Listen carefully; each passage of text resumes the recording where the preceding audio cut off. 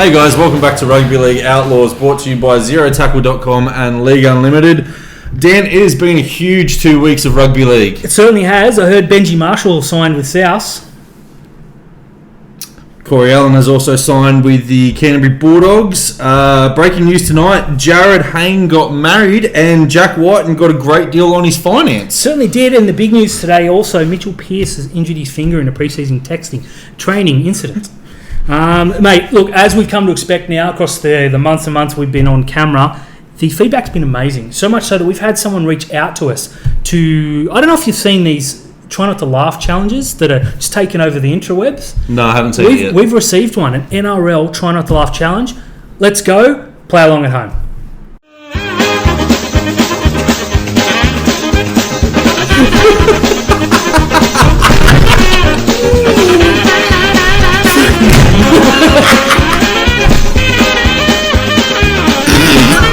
It's the mowing guy.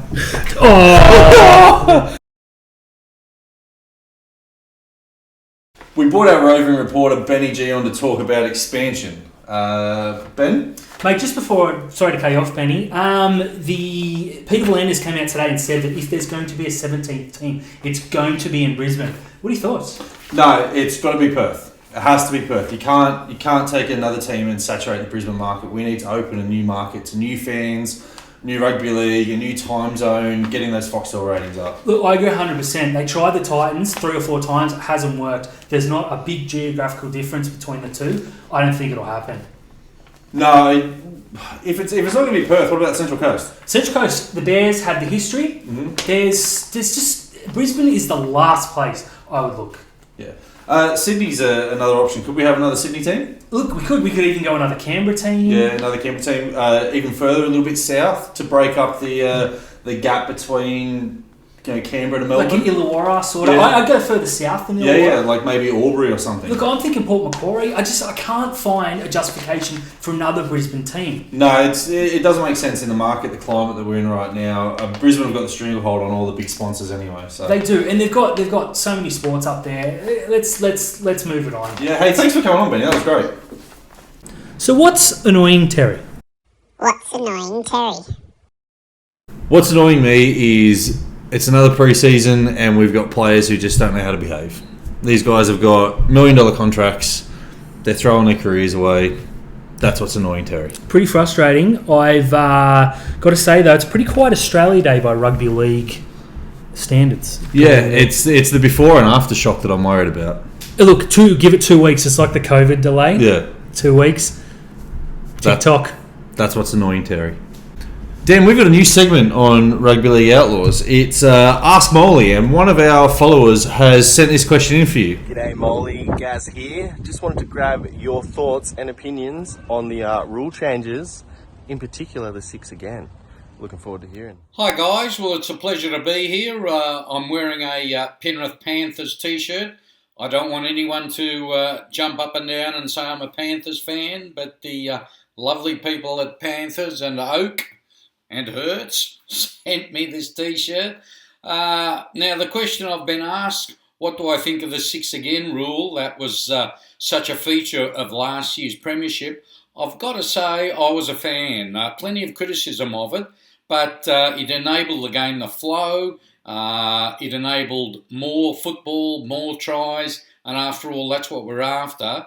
The only downside, I think it placed an awful lot of pressure on the referees. They really had to make these snap decisions, and as if they didn't have enough to think about, this was a major aspect of games that they had to control, and you could virtually give a 6 again in any set of 6. So it was a tough one for the refs, but I think they handled it pretty well, and I'd like to see it in action again this year, and we will. So it'll be very interesting to see how it goes and what the teams have learned and how they adapt to it. Geez, I don't know about the attire. What do you think about the 6 again rule? I don't mind it, to be totally honest. I thought Cronulla would struggle early on, so I was against it. But in the end, I thought it actually improved the game. I don't mind the 6 again rule, but I think now they're over manipulating it, and it's too many penalties instead of blowing the whistle is going to be that 6 again. Too much of a good thing, you reckon? Yeah, too much of a good thing. Yeah, it's fickle. While we've got you, Molly, who do you think's going to be, a smoky and leading the way, and who do you think's going to struggle? Here I am again, guys, and a quick wardrobe change. Warrington Wolves, the best team in England. Good friends of mine over there. They sent me this shirt, so I thought I'd give it a little bit of mileage. Might even wear it to touch football tonight. Now, as far as starting the season, one team that I think will really do it tough is the Cronulla Sharks. They're going to be without Sean Johnson for the first 8 rounds, and they've got possibly the toughest draw of any team.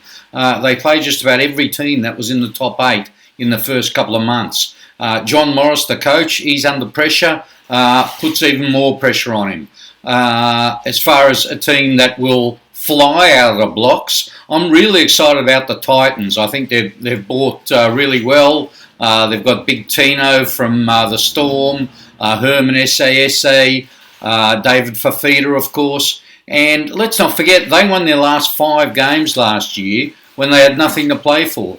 And with Justin Holbrook as coach, I think he's as good as any coach going around, quite frankly, which is a big statement after just one season. But he really transformed that Titans team, and I can see them doing well. Whether they keep it up over the season, we'll have to wait and see.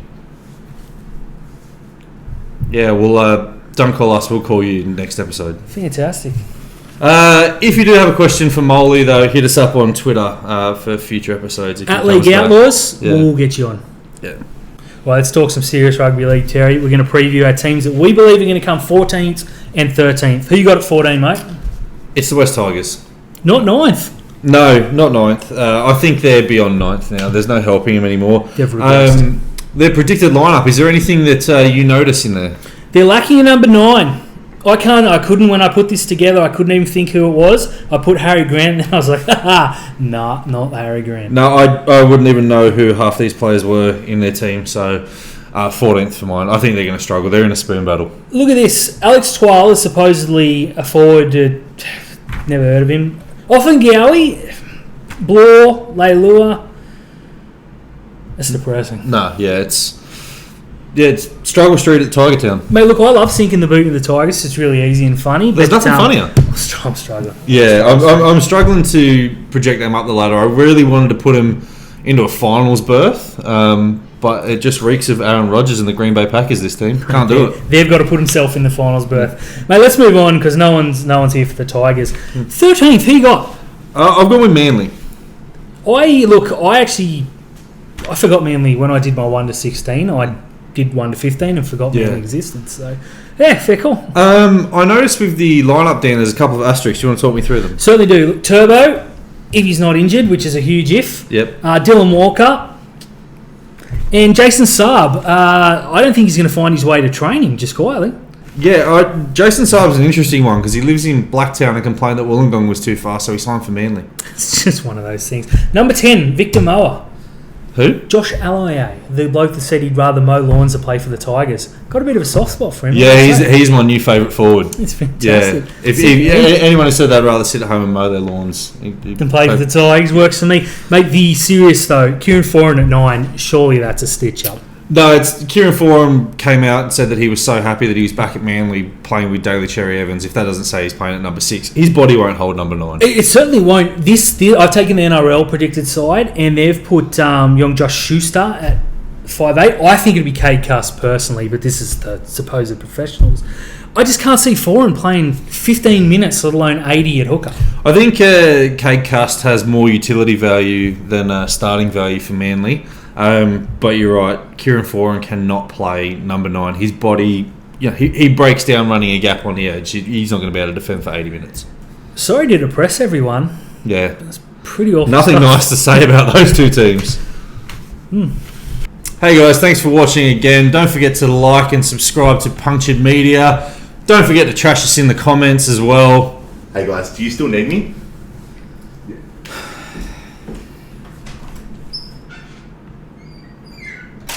We'll see you next week.